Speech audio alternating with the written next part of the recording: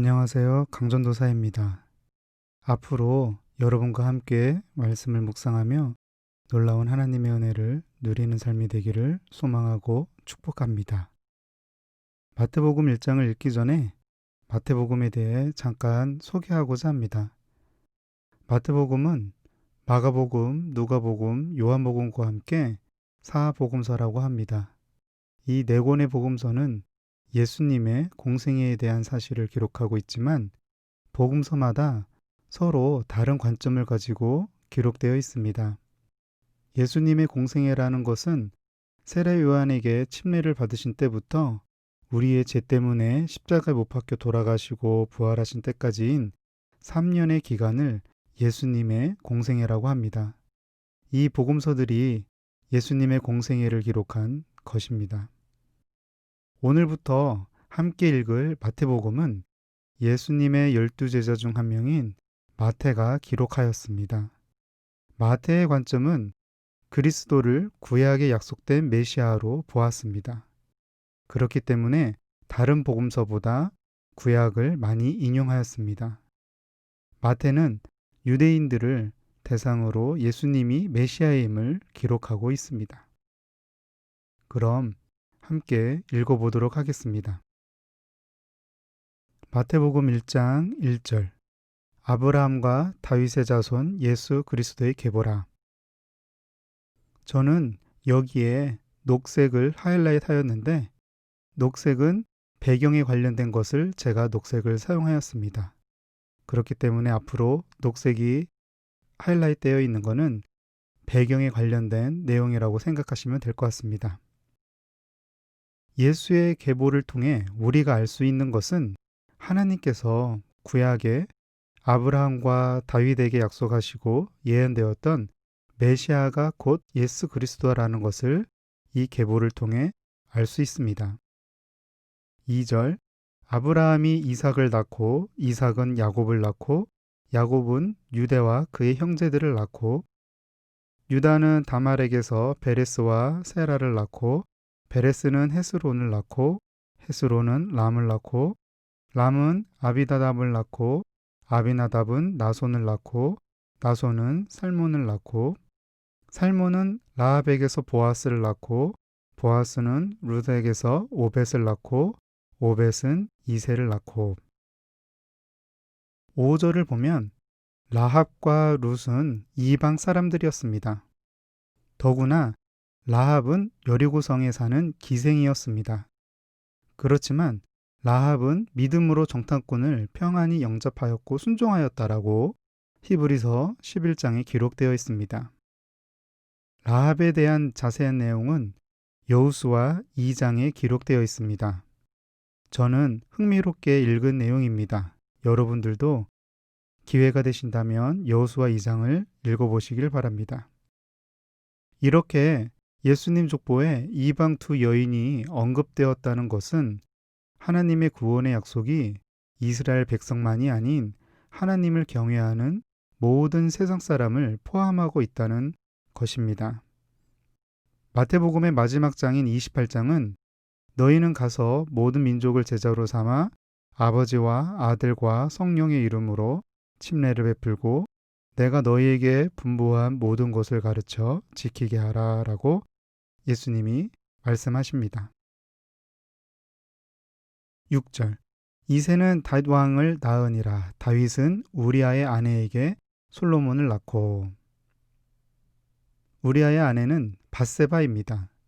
다윗은 죄를 범하고 그것을 숨기기 위해 우리아를 전장에 보내 죽게 합니다. 이것이 다윗에게 가장 큰 잘못이라고 할 수 있습니다. 자세한 내용은 사무엘하 11장과 12장에 기록되어 있습니다.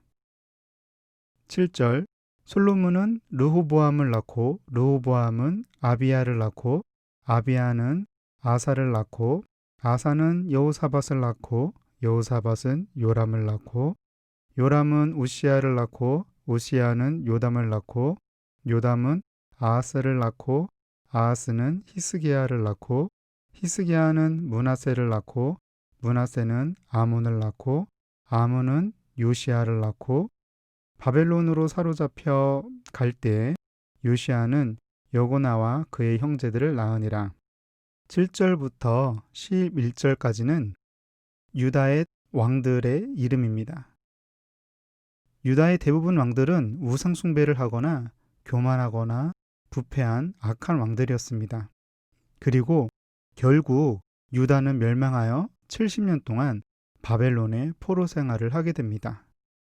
12절 바벨론으로 사로잡혀간 후에 여고나는 스알디엘을 낳고 스알디엘은 수룹바벨을 낳고 수룹바벨은 아비웃을 낳고 아비웃은 엘레아김을 낳고 엘레아김은 아소르를 낳고 아소르는 사독을 낳고 사독은 아킴을 낳고 아킴은 엘리웃을 낳고 엘리웃은 엘르하셀을 낳고 엘르하셀은 mat단을 낳고 mat단은 야곱을 낳고 야곱은 마리아의 남편 요셉을 낳으니라. 마리아에게서 그리스도라 칭하는 예수가 나시니라. 그런즉 모든 대수가 아브라함부터 다윗까지 연례되어 다윗부터 바벨론으로 사로잡혀 갈 때까지 연례되어 바벨론으로 사로잡혀 간 후부터 그리스도까지 연례되더라. 이렇게 예수님의 족보가 아브라함 때부터 연례대씩 해서 예수 그리스도까지 족보를 보여줍니다. 이 족보를 통해 우리가 분명하게 알 수 있는 것은 모든 사람들은 죄인이고 부끄러운 사람이라는 것입니다. 예수님의 계보 또한 연약한 사람들을 통해 내려왔다는 것을 알 수 있습니다. 그렇지만 하나님께서 아브라함과 다윗에게 약속하신 것을 이루시는 신실하신 하나님이라는 것을 알 수 있습니다. 18절 예수 그리스도의 나심은 이러하니라. 그의 어머니 마리아가 요셉과 약혼하고 동거하기 전에 성령으로 잉태된 것이 나타났더니 예수님의 성령의 능력으로 잉태되었다는 것을 말씀하고 있습니다. 19절 그의 남편 요셉은 의로운 사람이라 그는 드러내지 아니하고 가만히 끊고자 하여 이 일을 생각할 때에 주의 사자가 현몽하여 이르되 다윗의 자손 요셉아 내 아내 마리아 데려오기를 무서워하지 말라. 그에게 잉태된 자는 성령으로 된 것이라. 아들을 낳으리니 이름을 예수라 하라. 이는 그가 자기 백성을 그들의 적에서 구원할 자이심이라 하니라. 21절에서 예수님께서 하나님의 독생자로 오신 이유에 대해 설명하고 있습니다. 예수님의 계보에 나오는 인물을 포함하여 세상 모든 사람들의 근본 문제는 죄인이라는 것을 알 수 있습니다. 그런데 우리를 죄에서 구원할 자로 오신 것이 예수님의 목적이라는 것입니다. 예수의 헬라어 뜻은 구원입니다. 22절 이 모든 일이 된 것은 주께서 선지자로 하신 말씀을 이루려 하심이니 이르시되 보라 처녀가 잉태하여 아들을 낳을 것이요 그의 이름은 임마누엘이라 하리라 하셨으니 이를 번역한즉 하나님이 우리와 함께 계시다 함이라. 22절과 23절은 이사야 7장 14절에 기록된 말씀을 인용하고 있습니다. 24절 요셉이 잠에서 깨어 일어나 주의 사자의 분부대로 행하여 그의 아내를 데려왔으나 아들을 낳기까지 동침하지 아니하더니 낳음의 이름을 예수라 하니라. 아멘. 마무리를 해보겠습니다. 여러분은 오늘 말씀 중에 어떤 부분이 가장 마음에 와 닿았습니까? 저는 23절에 임마누엘이라는 단어입니다. 이것을 번역하면 하나님이 우리와 함께 계시다 라고 기록하고 있습니다. 오늘 하루도 우리와 함께 계시는 하나님을 생각하고 의지하며 기쁨이 충만한 하루 되시기를 소망합니다. 기도하겠습니다. 오늘 마태복음 1장을 통하여 하나님의 독생자 예수로 오신 목적을 다시 기억하게 하심을 감사합니다.